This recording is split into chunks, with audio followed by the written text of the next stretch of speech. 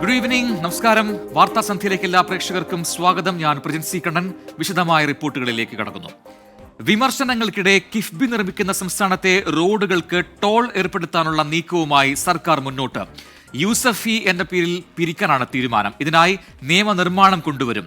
അതേസമയം ടോൾ പിരിവിനെ കുറിച്ച് മുന്നണിക്കുള്ളിൽ ചർച്ച ചെയ്തിട്ടില്ലെന്നാണ് ഘടകകക്ഷികളുടെ നിലപാട്. 50 കോടിയിലേറെ രൂപ ചെലവിൽ നിർമ്മിക്കുന്ന റോഡുകളിലും പാലങ്ങളിലുമാണ് യൂസർ ഫീ ഈടാക്കാനുള്ള നീക്കം.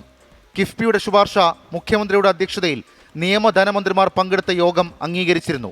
കരട് നിയമം തയ്യാറാക്കി ബിൽ അവതരിപ്പിക്കാനുള്ള തീരുമാനവുമായി സർക്കാർ മുന്നോട്ടു പോവുകയാണെന്നാണ് വിവരം. കരട് നിയമത്തിൽ ടോൾ എന്ന വാക്ക് പരാമർശിക്കുന്നില്ല. യൂസർ ഫീസ് എന്നാണ് കരട് നിയമത്തിൽ പരാമർശിച്ചിരിക്കുന്നത്. യൂസർ ഫീസ് എന്ന പേരിലായാലും ഫലത്തിൽ ഇത് ടോൾ പോലെ നിശ്ചിത തുക ഈടാക്കാനുള്ള സംവിധാനമായിരിക്കും. ബജറ്റ് സമ്മേളനത്തിൽ തന്നെ ബില്ല് കൊണ്ടുവരാനാണ് സർക്കാർ നീക്കം. കിഫ്ബി നിർമ്മിച്ച സംസ്ഥാന പാതകളിലൂടെ 15 കിലോമീറ്ററിന് മുകളിൽ യാത്ര ചെയ്യുന്നവരിൽ നിന്നായിരിക്കും യൂസർ ഫീസ് വാങ്ങുകയെന്നാണ് കരട് നിയമത്തിൽ പറയുന്നത്. കിഫ്ബി പദ്ധതികൾക്ക് വരുമാനം ഉറപ്പാക്കേണ്ടതുണ്ടെന്നും അതിന്റെ ചില മാതൃകകൾ പരിശോധിക്കുക മാത്രമാണ് ചെയ്യുന്നതെന്നുമാണ് സർക്കാരിന്റെയും CPM-ന്റെയും പ്രതിരോധം. കിഫ്ബി കടം വാങ്ങി പദ്ധതി ആസൂത്രണം ചെയ്ത് മുമ്പോട്ടേക്കുന്നു വികസനത്തിന്. അതിന്റെ ഭാഗമായി എന്തൊക്കെയാണ് വേണ്ടിവരിക എന്നുള്ളത് അവരുമായിട്ട് ആലോചിച്ച് ചർച്ച ചെയ്യേണ്ട കാര്യമാണ്. അതൊന്നും ഇപ്പോൾ തീരുമാനിച്ചു കഴിഞ്ഞിട്ടുണ്ട്. കിഫ്ബി പൊതുജനങ്ങൾക്ക് ശാപമായി മാറുകയാണെന്ന് പ്രതിപക്ഷ നേതാക്കളും പ്രതികരിച്ചു. ഇതൊരു വെള്ളാനയാണെന്നും ഇത് സംസ്ഥാനത്തിന് ഗുണമല്ല ദോഷമാണ് ഉണ്ടാകുന്നതൊക്കെ ഞങ്ങൾ പറഞ്ഞതാണ്. അന്ന് ഞങ്ങളെ പരിഹസിച്ച ആളുകൾ ഇപ്പം അതിന് മറുപടി പറയണം. യൂസർ ഫീ പിരിക്കുന്നതിൽ LDF-ൽ ചർച്ച നടന്നിട്ടില്ലെന്നാണ് ഘടകകക്ഷികളുടെ നിലപാട്. 24 തിരുവനന്തപുരം. പ്രതിപക്ഷത്തെ രൂക്ഷമായി വിമർശിച്ചും ഭരണ നേട്ടങ്ങൾ എണ്ണിപ്പറഞ്ഞും ലോക്സഭയിൽ പ്രധാനമന്ത്രിയുടെ നന്ദിപ്രമേയ പ്രസംഗം. 25 കോടി ജനങ്ങളെ ദാരിദ്ര്യത്തിൽ നിന്ന് കരകയറ്റി. 40 ലക്ഷം കോടി രൂപ നേരിട്ട് ജനങ്ങളിലേക്ക് എത്തിച്ചു. പ്രശ്നങ്ങൾ ഉണ്ടാക്കാനല്ല പരിഹരിക്കാനാണ് സർക്കാർ ശ്രമിക്കുന്നതെന്നും പ്രധാനമന്ത്രി പറഞ്ഞു. आजकल मीडिया में ज्यादा ही चर्चा हो रही है,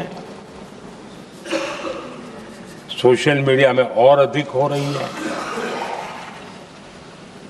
कुछ नेताओं का फोकस घरों में जकूजी पर, स्टाइलिश शावर्स पर, लेकिन हमारा फोकस तो हर घर जल पहुंचाने पर है.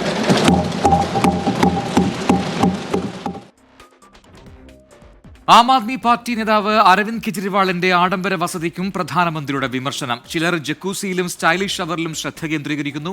ഞങ്ങൾ എല്ലാ വീടുകളിലും വെള്ളം എത്തിക്കാൻ ശ്രമിക്കുന്നു. സർക്കാർ പണം ചെലവാക്കിയത് പാവങ്ങൾക്ക് വേണ്ടി സ്വർണ്ണമാളിക ഉണ്ടാക്കാനല്ലെന്നും പ്രധാനമന്ത്രി പറഞ്ഞു. ബൽറാം നെടുങ്ങാടി ഡൽഹിയിൽ നിന്നും ചേരുന്നു കൂടുതൽ വിവരങ്ങളുമായി. ബൽറാം, പ്രധാനമന്ത്രിയുടെ പ്രസംഗം അവസാനിച്ചിട്ടുണ്ടോ? കൃത്യമായ ഭരണ നേട്ടങ്ങൾ എണ്ണിപ്പറയുന്നു, ഒപ്പം പ്രതിപക്ഷത്തിന് രൂക്ഷമായ ഭാഷയിലുള്ള വിമർശനം. എന്തൊക്കെ കാര്യങ്ങൾ പ്രധാനമന്ത്രി പ്രസംഗത്തിൽ സൂചിപ്പിച്ചു? പ്രധാനമന്ത്രി ഇപ്പോഴും ലോക്സഭയിൽ തന്റെ നന്ദി പ്രമേയ ചർച്ചയിലുള്ള മറുപടി പ്രസംഗം തുടരുകയാണ്. പ്രധാനമന്ത്രി പതിവ് ശൈലിയിൽ തന്നെ സർക്കാരിന്റെ ഭരണ നേട്ടങ്ങൾ എണ്ണിപ്പറയുന്നതിനോടൊപ്പം പ്രതിപക്ഷം സഭയിൽ ഉന്നയിച്ച വിഷയങ്ങൾ അടക്കമുള്ളവയിൽ കൃത്യമായ മറുപടി എണ്ണി നൽകുകയാണ്. പ്രധാനമായും അദ്ദേഹം പ്രസംഗം തുടങ്ങിയത് തന്നെ ഡൽഹി മുഖ്യമന്ത്രി അരവിന്ദ് കെജ്രിവാളിനെതിരായ വിമർശനവും ആയാണ്. ചിലർ ജക്കൂസിയിലും സ്റ്റൈലിഷ് ഷവറിലും ശ്രദ്ധ കേന്ദ്രീകരിക്കുന്നുവെങ്കിൽ ഞങ്ങൾ എല്ലാ വീടുകളിലും വെള്ളം എത്തിക്കാൻ ശ്രമിക്കുന്നുവെന്നാണ് കെജ്രിവാളിന്റെ ആഡംബര വസതിയെക്കുറിച്ചുള്ള പ്രധാനമന്ത്രിയുടെ വിമർശനം എന്നുള്ളത്. സ്വന്തം വസതിക്ക് ആഡംബരം വർദ്ധിപ്പിക്കാനല്ല, പാവപ്പെട്ടവരെ സഹായിക്കാനാണ് തന്റെ സർക്കാർ പ്രവർത്തിക്കുന്നത് എന്ന് പ്രധാനമന്ത്രി പറഞ്ഞു. ഒപ്പം തന്നെ ഭരണഘടന ഉയർത്തിയുള്ള രാഹുൽ ഗാന്ധിയുടെ പ്രചരണം അത് ഉൾപ്പെടെയുള്ള കാര്യങ്ങളിൽ പ്രധാനമന്ത്രി മറുപടി നൽകി. താനും തന്റെ സർക്കാരും ഭരണഘടനയെ അനുസരിക്കാനാണ്, ബഹുമാനിക്കുകയാണ് ചെയ്യുന്നത്.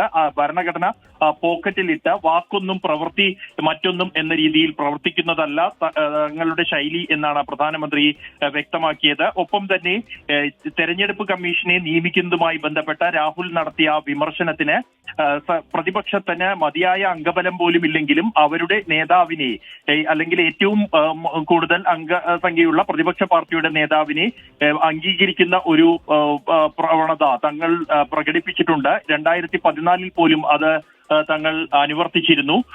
എന്നാൽ മുൻപ് പ്രധാനമന്ത്രിയായിരുന്നു തെരഞ്ഞെടുപ്പ് കമ്മീഷനെ തീരുമാനിച്ചിരുന്നത് എങ്കിൽ ആ സമിതിയിൽ പ്രതിപക്ഷ നേതാവിനെ കൂടി ഉൾപ്പെടുത്തി നിയമം നിർമ്മിച്ചത് തങ്ങളുടെ സർക്കാരാണെന്ന് പ്രധാനമന്ത്രി പറഞ്ഞു. ഒപ്പം തന്നെ ജനങ്ങൾക്ക് മുന്നിൽ ഒരു ചോദ്യം ഉന്നയിക്കുന്നു താൻ എന്ന് പറഞ്ഞ പ്രധാനമന്ത്രി ഇത് മുൻപൊരിക്കൽ എങ്കിലും ഇത്തരത്തിൽ ഒരു കുടുംബത്തിൽ നിന്നും 3 പേർ സഭാംഗങ്ങളായിട്ടുണ്ടോ എന്ന ചോദ്യമാണ് ഉന്നയിക്കുന്നത്. ചിലർ വാക്ക് ഒന്നും പ്രവൃത്തി മറ്റൊന്നും ആണ് നടത്തുന്നത്. വാക്കും പ്രവൃത്തിയും തമ്മിൽ യാതൊരു ബന്ധവുമില്ല. ഒപ്പം തന്നെ മുത്തലാഖും ജമ്മു കശ്മീരിൽ അനുച്ഛേദം 370 റദ്ദാക്കിയതും അടക്കമുള്ള വിഷയങ്ങൾ പ്രധാനമന്ത്രി വീണ്ടും ഈ പ്രസംഗത്തിലും ആവർത്തിച്ചു. പ്രജിൻ ബൽറാം നെടുങ്ങാടിയാണ് വിശദാംശങ്ങൾ നൽകിയത് ഡൽഹിയിൽ നിന്നും. ഇനി അല്പസമയം മുൻപ് വന്ന ഒരു അപകടത്തിന്റെ വാർത്തയിൽ ഏറ്റവും പുതിയ അപ്ഡേറ്റിലേക്കാണ്. കോഴിക്കോട് അരയടത്തു പാലത്ത് നിയന്ത്രണം വിട്ട ബസ് മറിഞ്ഞാണ് അപകടമുണ്ടായത്. 30 പേർക്ക് പരിക്കേറ്റു. ഒരാളുടെ നില അതീവ ഗുരുതരമാണ്. അപകടത്തിന്റെ CCTV ദൃശ്യങ്ങൾ 24 ലഭിച്ചു. അഭിജിത്ത് മുഴക്കുന്നു നൽകും കോഴിക്കോട് നിന്നും ഏറ്റവും പുതിയ അപ്ഡേറ്റുകൾ. 30ഓളം പേർക്കാണ് പരിക്കേറ്റത്. ഇവരുടെയൊക്കെ ആരോഗ്യനില എന്താണ്? ഇതിൽ ഒരാളുടെ നില അതീവ ഗുരുതരം എന്നായിരുന്നല്ലോ നേരത്തെ പറഞ്ഞത്. എന്താണ് അയാളുടെ സ്ഥിതി? ഈ അപകടത്തിന്റെ ഈ ദൃശ്യങ്ങൾ ഇപ്പോൾ ലഭിച്ചിട്ടുണ്ട്. എങ്ങനെ അപകടം സംഭവിച്ചു എന്നാണ് മനസ്സിലാക്കാൻ കഴിയുന്നത്.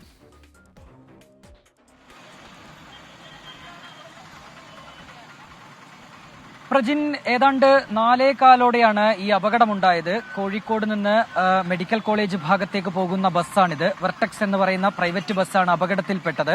നിലവിൽ 42 പേർ കോഴിക്കോട് ബേബി മെമ്മോറിയൽ ആശുപത്രിയിൽ അവരെ പ്രവേശിപ്പിച്ചിട്ടുണ്ട്. ഒപ്പം 12 പേരെ കോഴിക്കോട് മെഡിക്കൽ കോളേജ് ആശുപത്രിയിലേക്ക് മാറ്റിയിട്ടുണ്ട്. അതിൽ ഒരാളുടെ നിലയാണ് അല്പം ഗുരുതരമായിട്ടുള്ളത്. മറ്റുള്ളവർക്ക് വലിയ പരുക്കുകളില്ല എന്നുള്ളത് തന്നെയാണ് ഏറ്റവും ആശ്വാസകരമായ കാര്യം. ഇതിന്റെ CCTV ദൃശ്യങ്ങൾ ഉൾപ്പെടെ ഇപ്പോൾ പുറത്തു വന്നിട്ടുണ്ട്. പ്രജിൻ, നമുക്ക് ആ ദൃശ്യങ്ങളിൽ കണ്ടാൽ അറിയാം. ബസ് ഈ അരയടത്തു പാലത്തെ ആ പാലത്തിൽ നിന്ന് താഴോട്ട് ഇറങ്ങി വരുന്നു. അതിനിടയിൽ ബസ്സിന് നിയന്ത്രണം വിടുന്നു. ബസ് താഴേക്ക് മറിയുന്നു. അങ്ങനെയാണ് നമുക്ക് ആ CCTV ദൃശ്യങ്ങളിൽ നിന്ന് വ്യക്തമാവുന്നത്. നേരത്തെ ദൃക്സാക്ഷികൾ ഉൾപ്പെടെ ഇക്കാര്യം വ്യക്തമാക്കുകയും ചെയ്തതാണ്. അവർ പറയുന്നതനുസരിച്ച് ഒരു ബൈക്കിനെ ഈ ബസ് ഓവർടേക്ക് ചെയ്യാൻ ശ്രമിച്ചിരുന്നു. അതേ സമയത്ത് തന്നെ ഈ ഓവർടേക്ക് ചെയ്യുന്ന സമയത്ത് മറ്റൊരു ബൈക്ക് കൂടി ഈ ബസ്സിന് മുൻവശത്തുണ്ടായിരുന്നു. ഇതിനിടയിൽ ബസ് ബ്രേക്ക് ചവിട്ടുന്നു. പക്ഷേ ബസ്സിന് ബ്രേക്ക് ചവിട്ടിയപ്പോൾ നിയന്ത്രണം ലഭിച്ചില്ല. തുടർന്ന് ബസ് തലകീഴായി മറിയുകയാണ്. അങ്ങനെ അപകടമുണ്ടായി എന്നാണ് നിലവിൽ നമ്മൾ മനസ്സിലാക്കുന്നത്. നമ്മൾ ഇവിടേക്ക് എത്തുന്ന സാഹചര്യത്തിൽ ബസ് ഈ റോഡിന് കുറുകെ കിടക്കുന്ന നിലയിലായിരുന്നു. പിന്നീട് ഫയർഫോഴ്സ് ഉദ്യോഗസ്ഥരൊക്കെ എത്തി ബസ് നിലവിൽ ഇവിടെ നിന്ന് മാറ്റുകയും അല്പസമയം ഉണ്ടായ ആ ഒരു ഗതാഗത കുരുക്ക് ഒഴിവാക്കുകയും ചെയ്തിട്ടുണ്ട്. ഒരുപക്ഷെ വലിയൊരു അപകടമൊക്കെ ഉണ്ടാകേണ്ട ഒരു സാഹചര്യമായിരുന്നു. കാരണം സ്കൂൾ കുട്ടികൾ ഉൾപ്പെടെ വീട്ടിലേക്ക് പോകുന്ന ഒരു സമയമാണ്. നിറയെ സ്കൂൾ കുട്ടികളും ഉണ്ടായിരുന്നു. പക്ഷേ ആശ്വാസകരമായ കാര്യം ഏറ്റവും വലിയ പരിക്കുകൾ ഇവർക്കാർക്കും പറ്റിയിട്ടില്ല എന്നുള്ളത് തന്നെയാണ്. ഒരാൾക്ക് മാത്രമാണ് പരിക്ക് പറ്റിയിട്ടുള്ളത്. അല്പം സീരിയസ് ആയിട്ട് പരിക്ക് പറ്റിയിട്ടുള്ളത്. നിലവിൽ അദ്ദേഹം ബേബി മെമ്മോറിയൽ ആശുപത്രിയിൽ ചികിത്സയിലുമാണ്. കൂടുതൽ വിവരങ്ങൾ എങ്ങനെയാണ് കൃത്യമായ രീതിയിൽ ഈ അപകടം ഉണ്ടായത്, ബസിന്റെ മറ്റ് വിവരങ്ങളൊക്കെ തന്നെ അതിന് ഈ പെർമിറ്റുകൾ ഉണ്ടായിരുന്നു എന്നതടക്കമുള്ള കാര്യങ്ങളിലൊക്കെ ഒരു സ്ഥിരീകരണം മോട്ടോർ വാഹന വകുപ്പിന്റെ ഭാഗത്തു നിന്നൊക്കെ അന്വേഷണം പുരോഗമിക്കുന്നുണ്ട്.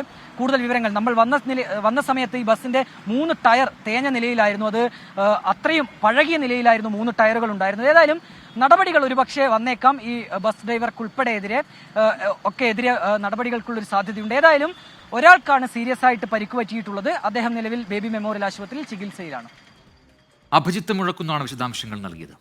മറ്റൊരു റിപ്പോർട്ടിലേക്ക്. തൃശൂരിലെ അന്വേഷണ റിപ്പോർട്ട് വിവാദത്തിൽ പ്രതികരിച്ച് UDF സ്ഥാനാർത്ഥിയായിരുന്ന K മുരളീധരൻ വസ്തുതകൾ മനസ്സിലാക്കാതെ മത്സര രംഗത്തേക്ക് ഇറങ്ങിയതാണ് താൻ ചെയ്ത തെറ്റെന്ന് K മുരളീധരൻ തുറന്നടിച്ചു. റിപ്പോർട്ട് പുറത്തായ സംഭവത്തിൽ കോൺഗ്രസ് നേതാവ് അനിൽ അക്കര നിലപാട് തിരുത്തി. റിപ്പോർട്ട് വ്യാജമെന്ന് തെളിയിക്കാൻ വേണ്ടിയാണ് പകർപ്പ് സ്വന്തം നിലയിൽ പ്രചരിപ്പിച്ചത് എന്നാണ് അനിൽ അക്കരയുടെ പുതിയ വാദം. തൃശൂർ തോൽവിയിൽ അന്വേഷണ കമ്മീഷന്റെ റിപ്പോർട്ടിലെ വിവരങ്ങൾ പുറത്തു വന്നതിനു ശേഷം ആദ്യമായാണ് K മുരളീധരൻ പ്രതികരിക്കുന്നത്. റിപ്പോർട്ടുമായി ബന്ധപ്പെട്ട വിവാദങ്ങൾ മുരളീധരൻ തള്ളുന്നില്ല. വസ്തുതകൾ മനസ്സിലാക്കാതെ മത്സരിക്കാൻ ഇറങ്ങിയതാണ് താൻ ചെയ്ത തെറ്റെന്ന് മുരളീധരൻ. വസ്തുതകൾ മനസ്സിലാക്കാതെ ഒരു സുപ്രഭാതത്തിൽ മത്സരിക്കാൻ പോയതാണ് എനിക്ക് പറ്റിയ തെറ്റ്. അതിന് മറ്റാരെയും തലയിൽ കുറ്റം ചാർത്താൻ ഞാൻ ആഗ്രഹിക്കുന്നില്ല. മാത്രമല്ല, ഇതുവരെയായിട്ട് കഴിഞ്ഞ കുറേ കാലമായിട്ട് ഒരു റിപ്പോർട്ടിലും നടപടി പാർട്ടി സ്വീകരിച്ചിട്ടില്ല. പുറത്തുവന്ന റിപ്പോർട്ട് മാധ്യമ സൃഷ്ടിയെന്ന് ആരോപിച്ച് മാധ്യമങ്ങൾക്കെതിരെ പരാതി നൽകിയ അനിലക്കരെ നിലപാടിൽ മലക്കം മറിഞ്ഞു. റിപ്പോർട്ടിന്റെ പകർപ്പ് മാധ്യമങ്ങൾക്ക് മുന്നേ പുറത്തുവിട്ടത് അനിലക്കരയാണെന്ന വസ്തുത 24 പുറത്തുവിട്ടതിന് പിന്നാലെയാണ് നിലപാട് മാറ്റം. റിപ്പോർട്ട് വ്യാജമെന്ന് ജനങ്ങളെ ബോധ്യപ്പെടുത്താൻ വേണ്ടിയാണ് സ്വന്തം നിലയിൽ റിപ്പോർട്ട് പ്രചരിപ്പിച്ചത്. DCC പ്രസിഡന്റ് സ്ഥാനത്തേക്ക് തന്റെ പേര് ഉയർന്നു കേൾക്കുന്നതിൽ എതിർപ്പുള്ളവരാണ് പിന്നിലെന്നും അനിലക്കര. ഒരു പേജ് പൂർണ്ണമായും വ്യാജമാണ് എന്ന് മനസ്സിലായി. അപ്പൊ ഞാൻ അദ്ദേഹത്തോട് പറഞ്ഞു, ഇതിനകത്ത് 23-ാമത്തെ നമ്പർ പേജാണ് തോന്നുന്നു, പേജ് എനിക്ക് കൃത്യമായിട്ട് ഓർമ്മയില്ല. ആ പേജ് വ്യാജമാണ് എന്ന് കൃത്യമായി എനിക്ക് മനസ്സിലാവുകയും അത് ആരോ DTP എടുത്ത് പുതുതായി എനിക്കെതിരെ പടച്ചുണ്ടാക്കിയ ഒരു സാധനമാണ്. അപ്പൊ അതിന്റെ അടിസ്ഥാനത്തിൽ ഞാൻ കേരളത്തിലെ മുഴുവൻ മാധ്യമ പ്രവർത്തകർക്കും ഇത് കിട്ടാൻ വേണ്ടിയും പൊതുസമൂഹത്തിന് കിട്ടാൻ വേണ്ടിയും അപ്പോൾ തന്നെ ഞാനത് സ്ക്രീൻഷോട്ട് എടുത്ത് എന്റെ ഫേസ്ബുക്ക് പേജിനകത്ത് ഞാനത് ലോഡ് ചെയ്തിട്ടുണ്ടായി. റിപ്പോർട്ടിന്റെ ഉറവിടം കണ്ടെത്താൻ കോൺഗ്രസിൽ ആഭ്യന്തര അന്വേഷണം ആരംഭിച്ചു. വിവാദ റിപ്പോർട്ട് അനിലക്കര ഫേസ്ബുക്കിൽ പങ്കുവച്ചതിൽ കോൺഗ്രസിൽ കടുത്ത അതൃപ്തിയുണ്ട്. നിലവിലെ വിശദീകരണം KPCC മുഖവിലക്കെടുത്തിട്ടുമില്ല. 24 തൃശൂർ. സുൽത്താൻ ബത്തേരി സഹകരണ നിയമനക്കൊഴക്കേസിൽ IC ബാലകൃഷ്ണൻ MLA-ക്കെതിരെ ED അന്വേഷണം. കേസിന്റെ രേഖകൾ കൈമാറാൻ ആവശ്യപ്പെട്ട് വയനാട് SP-ക്കും ബാങ്കിനും ED നോട്ടീസ് നൽകി. ശ്രീകാന്ത് കൊച്ചിയിൽ നൽകും ഏറ്റവും പുതിയ വിവരങ്ങൾ. ശ്രീകാന്ത്, അങ്ങനെ ED ഈ കേസിലും ഇടപെടുന്നു എന്നതാണ് ഏറ്റവും പുതിയ വാർത്ത. ഇപ്പോൾ ഈ കേസിൽ അന്വേഷണം നടക്കുന്നു, ED അന്വേഷിക്കാൻ പോകുന്നു. IC ബാലകൃഷ്ണൻ MLA-ക്കെതിരെ ഉൾപ്പെടെ ആ രീതിയിൽ ED അന്വേഷണം വരും. എന്താണ് വിവരം? ഇപ്പോൾ വരുന്ന ഏറ്റവും പ്രധാനപ്പെട്ട വാർത്ത കോൺഗ്രസിനും ED പിടുത്തം വീണിരിക്കുന്നു എന്നുള്ളതാണ്. സുൽത്താൻ ബത്തേരി അർബൻ ബാങ്ക് കോഴക്കേസുമായി ബന്ധപ്പെട്ടും ഒപ്പം തന്നെ അവിടുത്തെ മറ്റ് സഹകരണ നിയമനക്കോഴയുമായി ബന്ധപ്പെട്ടുമാണ് ഇപ്പോൾ ഈ അന്വേഷണം ED ആരംഭിച്ചിരിക്കുന്നത്. ഈ കേസിൽ ഇപ്പോൾ പോലീസിന്റെ അന്വേഷണം നടക്കുന്നുണ്ട്. പോലീസ് അന്വേഷണത്തിന്റെ വിവരങ്ങൾ വിശദാംശങ്ങൾ നൽകണമെന്നാവശ്യപ്പെട്ട് വയനാട് SP-ക്കും ഒപ്പം തന്നെ ഈ നിയമനക്കോഴയുമായി ബന്ധപ്പെട്ട മറ്റ് വിശദാംശങ്ങൾ ആവശ്യപ്പെട്ട് ബാങ്കിനും നോട്ടീസ് നൽകിയിട്ടുണ്ട് എൻഫോഴ്സ്മെന്റ് ഡയറക്ടറേറ്റ്. നിലവിൽ IC ബാലകൃഷ്ണനെതിരായ അന്വേഷണത്തിന്റെ ഭാഗമായാണ് ഈ വിവരങ്ങൾ തേടിയിരിക്കുന്നത്. പക്ഷേ നേരത്തെ DCC ട്രഷററുടെ മരണവുമായി ബന്ധപ്പെട്ട വിഷയത്തിലടക്കം അദ്ദേഹത്തിന്റെ ആത്മഹത്യാക്കുറിപ്പിലടക്കം പരാമർശിക്കപ്പെട്ട വിവരങ്ങൾ കൂടി അന്വേഷണ പരിധിയിൽ വരും എന്നാണ് മനസ്സിലാക്കുന്നത്. അങ്ങനെയെങ്കിൽ IC ബാലകൃഷ്ണൻ മാത്രമല്ല കോൺഗ്രസിന്റെ മറ്റ് നേതാക്കൾക്കെതിരെ കൂടി ഈ അന്വേഷണം നീളും എന്നുള്ളതാണ് മനസ്സിലാക്കാൻ സാധിക്കുന്നത്. എന്തായാലും ഇപ്പോൾ അതിന്റെ ആദ്യ നടപടി എന്ന നിലയിൽ നോട്ടീസ് അയച്ചിട്ടുണ്ട്. ഇനി ഈ വിവരങ്ങൾ ശേഖരിക്കും. ശേഷം IC ബാലകൃഷ്ണൻ ഉൾപ്പെടെയുള്ളവരെ ചോദ്യം ചെയ്യാൻ വിളിപ്പിക്കും എന്നുള്ളതാണ് മനസ്സിലാക്കുന്നത്. ശ്രീകാന്താണ് വിശദാംശങ്ങൾ നൽകിയത് കൊച്ചിയിൽ നിന്ന്. Welcome back. വാർത്താ സന്ധ്യയിലേക്ക് തിരികെ ഇപ്പോൾ ലഭിക്കുന്ന വളരെ പ്രധാനപ്പെട്ട വാർത്തയിലേക്കാണ് ഇനി കിടക്കുന്നത്. വ്യവസായി ബോബി ചെമ്മണ്ണൂരിന് ജയിലിൽ വഴിവിട്ട സഹായം നൽകിയ സംഭവത്തിൽ ജയിൽ DIG അജയ് കുമാർ, കാക്കനാട് ജില്ലാ ജയിൽ സൂപ്രണ്ട് എന്നിവർക്കെതിരെ പോലീസ് കേസെടുത്തിരിക്കുന്നു. ഡെപ്യൂട്ടി സൂപ്രണ്ടിന്റെ പരാതിയിലാണ് ഈ കേസ്. നിലവിൽ ഇരുവരും സസ്പെൻഷനിലാണ്. FIR-ന്റെ പകർപ്പ് 24 ലഭിച്ചിരിക്കുന്നത്. ശ്യാംകുമാർ കൊച്ചിയിൽ നിന്ന് ചേരുന്നു കൂടുതൽ വിവരങ്ങളുമായി. ശ്യാം, നേരത്തെ തന്നെ ഈ സംഭവവുമായി ബന്ധപ്പെട്ടുകൊണ്ട് 2 ഉദ്യോഗസ്ഥരെയും സസ്പെൻഡ് ചെയ്തിരുന്നു. പക്ഷേ അവിടെ കൊണ്ടും നടപടികൾ തീരുന്നില്ല എന്ന് മനസ്സിലാക്കാം. ഇപ്പോൾ അതൊരു പോലീസ് കേസായിട്ടുണ്ട്. FIR-ൽ എന്തൊക്കെ പറയുന്നു? പ്രജിൻ, അതിൽ ഏറ്റവും പ്രധാനപ്പെട്ട കാര്യം ജയിൽ DIG ആയിരുന്ന ഒരാൾക്കെതിരെയും ജയിൽ സൂപ്രണ്ടായിരുന്ന വ്യക്തിക്കെതിരെയും ഉൾപ്പെടെ 8 പ്രതികൾക്കെതിരായിട്ടാണ് കേസെടുത്തിരിക്കുന്നത്. അതിൽ ഏറ്റവും പ്രധാനപ്പെട്ട കാര്യം അനധികൃതമായ ആളുകളെ ജയിലിനുള്ളിൽ കടത്തുകയും 2ാം പ്രതിയായ കാക്കനാട് ജില്ലാ ജയിൽ സൂപ്രണ്ടായിരുന്ന ആളുടെ ഓഫീസിൽ വെച്ച് രാജു അബ്രഹാം എന്ന് പറയുന്ന ജയിൽ സൂപ്രണ്ടിന്റെ ഓഫീസിൽ വെച്ച് പ്രതിക്ക് പുറത്തുനിന്ന് വന്ന 6 പേരുമായി കാണാൻ അവസരമുണ്ടാക്കുകയും പണം കൈമാറുകയും ചെയ്തു എന്നുള്ളതാണ് പരാതി. ജയിൽ അധികൃതർ തന്നെയാണ് ഇൻഫോ പാർക്ക് പോലീസിൽ പരാതി നൽകിയിരുന്നത്. ഈ പരാതിയുടെ അടിസ്ഥാനത്തിൽ 2 സ്ത്രീകളടക്കം 8 പേരെ പ്രതികളാക്കിയാണ് കേസെടുത്തിരിക്കുന്നത്. Kerala prisons and correction service management act അതിലെ 86(1) എന്ന വകുപ്പാണ് പ്രതികൾക്കെതിരായിട്ട് പോലീസ് ചുമത്തിയിരിക്കുന്നത്, ഇൻഫോ പാർക്ക് പോലീസ് ചുമത്തിയിരിക്കുന്നത്. ഇതിൽ പ്രതികളുടെ അറസ്റ്റ് ഉൾപ്പെടെ രേഖപ്പെടുത്തേണ്ടി വരുന്ന സാഹചര്യമുണ്ട്. അതിൽ 1ഉം 2ഉം പ്രതികൾ മധ്യമേഖല ജയിൽ DIG ആയിരുന്ന അജയ് കുമാർ, 2ാം പ്രതി രാജു അബ്രഹാം എന്നിവരും കണ്ടാൽ അറിയാവുന്ന 4 പുരുഷന്മാരും 2 സ്ത്രീകളുമെന്നാണ് FIR-ൽ രേഖപ്പെടുത്തിയിരിക്കുന്നത്. ബോബി ചെമ്മണ്ണൂർ റിമാൻഡ് തടവുകാരനായി ജയിലിൽ കഴിയവേ അനധികൃതമായി ജയിലിൽ എത്തിയ ആളുകൾക്ക് കാണാനും പണം കൈമാറാനും അവസരം ഉണ്ടാക്കി എന്നുള്ളതാണ് FIR-ൽ ആരോപിച്ചിരിക്കുന്ന കുറ്റം. ഏതായാലും നിലവിൽ സസ്പെൻഷനിൽ കഴിയുന്ന ഉദ്യോഗസ്ഥരുടെ അറസ്റ്റ് ഉൾപ്പെടെയുള്ള നടപടികളിലേക്ക് പോകേണ്ട ഒരു കേസായാണ് ഇപ്പോൾ ഇത് രജിസ്റ്റർ ചെയ്തിരിക്കുന്നത്.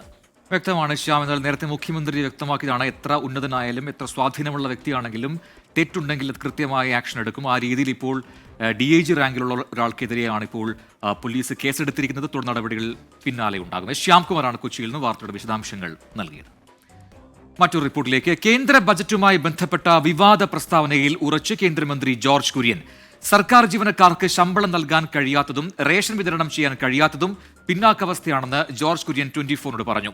കേന്ദ്രമന്ത്രിയും BJPയും വിമർശിച്ച് CPM സംസ്ഥാന സെക്രട്ടറി MV ഗോവിന്ദൻ രംഗത്തെത്തി. കേരളം പിന്നോക്കമാണെന്ന് പ്രഖ്യാപിച്ചാൽ സഹായം കിട്ടുമെന്ന മുൻ പ്രസ്താവനയിൽ ഉറച്ചു നിൽക്കുകയാണ് കേന്ദ്രമന്ത്രി ജോർജ് കുര്യൻ. റേഷൻ വിതരണം ചെയ്യാൻ കഴിയാതെ പ്രതിസന്ധി വരുന്നത് പിന്നോക്കാവസ്ഥ അല്ലേ എന്നാണ് അദ്ദേഹം ഉന്നയിക്കുന്ന ചോദ്യം. യാഥാർത്ഥ്യം തുറന്നു പറയാൻ കേരളം തയ്യാറാകണം. ഫിനാൻസ് കമ്മീഷനെ ബോധ്യപ്പെടുത്തണം. അത് പിന്നോക്കാവസ്ഥ എവിടെയെങ്കിലും ഉണ്ട് ചോദിച്ചാൽ തരും. ഇപ്പം സാമ്പത്തികമായിട്ട് തകർന്നു തന്നെ പിന്നോക്കാവസ്ഥയല്ലേ? ശമ്പളം കൊടുക്കാൻ പറ്റാത്തത് പിന്നോക്കാവസ്ഥയല്ലേ? റേഷൻ വിതരണം ചെയ്യാൻ പറ്റാത്തത് അതിനുള്ള പ്രതിസന്ധി വരുന്നത് പിന്നോക്കാവസ്ഥയല്ലേ? ജോർജ് കുര്യനും RSSും BJPയും എല്ലാം കേരളത്തിനെതിരാണെന്നും സാമ്പത്തിക പ്രതിരോധവും ആശയ പ്രതിരോധവും സൃഷ്ടിക്കുന്നുവെന്നും CPIM സംസ്ഥാന സെക്രട്ടറി MV ഗോവിന്ദൻ പ്രതികരിച്ചു. ഇവിടെ ദാരിദ്ര്യം വേണം, പട്ടിണി വേണം. ആ പട്ടിണിയിലേക്ക് കേരളത്തെ നയിക്കാൻ സാധിക്കുന്നില്ലെങ്കിൽ നിങ്ങൾക്ക് ഒരു ആനുകൂല്യവും വരില്ല എന്നാണ്. അങ്ങനെ ഒരു ആനുകൂല്യം കേരളത്തിന് വേണ്ട. മോദി കേരളത്തെ അവഗണിക്കുന്നില്ലെന്ന കണക്കുകൾ നിരത്തി BJP സംസ്ഥാന അധ്യക്ഷൻ K സുരേന്ദ്രൻ രംഗത്ത് വന്നു. NDA സർക്കാർ വരുന്നതിന് മുമ്പ് 10 വർഷം ഇവിടെ ഭരിച്ചത് UPA ഗവൺമെന്റാണ്. ആ 10 വർഷം കേരളത്തിന് കേന്ദ്രം നൽകിയ സഹായങ്ങൾ, ഈ പറയുന്ന ആരോപണങ്ങളെല്ലാം തന്നെ പച്ചക്കള്ളമാണെന്ന് ബോധ്യപ്പെടും. കേരള സർക്കാരിന്റെ ധനകാര്യ മാനേജ്മെന്റ് ശരിയല്ല എന്നാണ് BJP സംസ്ഥാന അധ്യക്ഷന്റെ ആരോപണം. 24 ഡൽഹി. എറണാകുളം തൃപ്പൂണിത്തുറയിൽ ആത്മഹത്യ ചെയ്ത വിദ്യാർത്ഥി മിഷിർ അഹമ്മദിനെ സ്ഥിരം പ്രശ്നക്കാരനായി ചിത്രീകരിച്ച് സ്കൂളിന്റെ വാർത്താക്കുറിപ്പ്. എന്നാൽ മിഷിറിനെതിരായ ആരോപണങ്ങൾ തെറ്റാണെന്നും മാതാപിതാക്കൾ സ്വന്തം ഇഷ്ടപ്രകാരമാണ് TC വാങ്ങിയതെന്നും ബന്ധുക്കൾ വ്യക്തമാക്കി. വിഷയത്തിൽ പ്രതിഷേധം ശക്തമാകുന്നതിനിടെ KSU Kochi city police commissioner ഓഫീസിലേക്ക് നടത്തിയ മാർച്ച് സംഘർഷത്തിൽ കലാശിച്ചു. സഹപാഠികളായ വിദ്യാർത്ഥികളെ വെള്ളപൂശിക്കൊണ്ട് മിഹിർ പ്രശ്നക്കാരനാണെന്നും ചൂണ്ടിക്കാണിച്ചാണ് ഗ്ലോബൽ സ്കൂളിന്റെ വാർത്താക്കുറിപ്പ്. ആരോപണ വിധേയരായ കുട്ടികൾക്കെതിരെ തെളിവുകൾ ലഭിച്ചില്ല. അവർക്കെതിരെ നടപടി സ്വീകരിക്കാൻ സാധിക്കില്ലെന്നുമാണ് ഗ്ലോബൽ സ്കൂളിന്റെ വിശദീകരണം. സ്വന്തം ഇഷ്ടപ്രകാരമാണ് നേരത്തെ പഠിച്ച സ്കൂളിൽ നിന്ന് TC വാങ്ങിയതെന്ന് മാതൃ സഹോദരൻ 24നോട്. TC നമ്മൾ പേരൻസിന്റെ ഇഷ്ടത്തിന് വാങ്ങിയത്, അതായത് നമ്മൾ ഫോഴ്സ് ചെയ്തിട്ടാണ് ആ TC നമുക്ക് തന്നത്. അവര് നമ്മളോട് അവിടെ കണ്ടിന്യൂ ചെയ്യാൻ വേണ്ടി പറഞ്ഞതാണ്. ഗ്ലോബൽ സ്കൂളിന് NOC ഇല്ലെന്നാണ് പൊതുവിദ്യാഭ്യാസ ഡയറക്ടർ അറിയിച്ചിട്ടുള്ളതെന്നും റിപ്പോർട്ടിന് ശേഷം തുടർ നടപടി ഉണ്ടാകുമെന്നും മന്ത്രി V ശിവൻകുട്ടി. അവർക്ക് NOC ഇതുവരെയും ഹാജരാക്കാൻ വേണ്ടി പറ്റിയിട്ടില്ല. എന്തായാലും പ്രാഥമിക അന്വേഷണത്തിൽ NOC ഇല്ലാതെ പ്രവർത്തിക്കുന്ന സ്കൂളാണ്.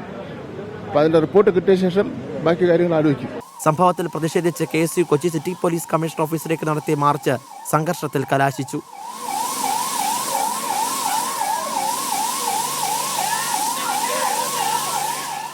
പീഡന വിവരങ്ങൾ പൊതുവിദ്യാഭ്യാസ ഡയറക്ടർക്ക് കുട്ടിയുടെ മാതാവ് തെളിവായി നൽകിയിരുന്നു.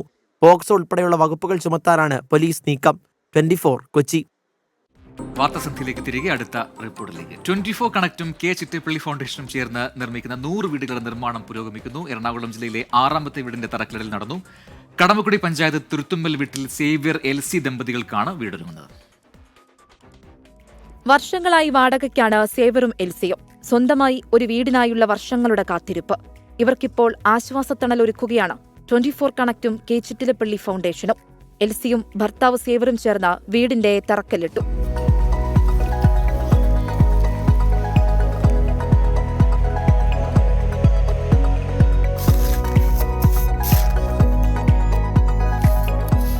സ്വന്തമായി ഒരു വീട് ഒരുങ്ങുന്നതിന്റെ സന്തോഷത്തിലാണ് കുടുംബം. 24 കണക്റ്റിൽ ഈ 100 വീടിൻ്റെ വാർത്ത കണ്ട് ഞാൻ വിളിച്ചു ചോദിച്ചപ്പോൾ എനിക്കിത് തരാമെന്ന് പറഞ്ഞ എല്ലാവരോടും 1000 നന്ദിയുടെ പൂച്ചെണ്ടുകൾ ആദ്യമായി ഞാൻ അർപ്പിക്കുന്നു. അതുപോലെ തന്നെ 11 വർഷമായി ഞങ്ങൾ വാടകക്കാണ് താമസിക്കുന്നത്. അതിൽ ഞങ്ങൾക്ക് ചിറ്റിലപ്പള്ളി ഫൗണ്ടേഷൻ ഈ പെര തരാമെന്ന് പറഞ്ഞ ആ നിമിഷം മുതൽ എല്ലാവർക്കും വേണ്ടി ഞാൻ പ്രാർത്ഥിക്കുന്നു. ചടങ്ങിൽ 24 കണക്ട് എറണാകുളം ജില്ലാ coordinator Beena Jagadeesan, Kanayannur taluk coordinator Vinod Azhikkeri, panchayat president Mary Vincent, അയൽവാസികൾ എന്നിവർ പങ്കെടുത്തു. ഇതാദ്യമായി ഇവരെ സംസാരിച്ച സമയത്ത് എനിക്ക് വളരെയധികം സങ്കടമായിരുന്നു ഇവരെ വീട്ടിലെ അവസ്ഥ കേട്ടിട്ട്.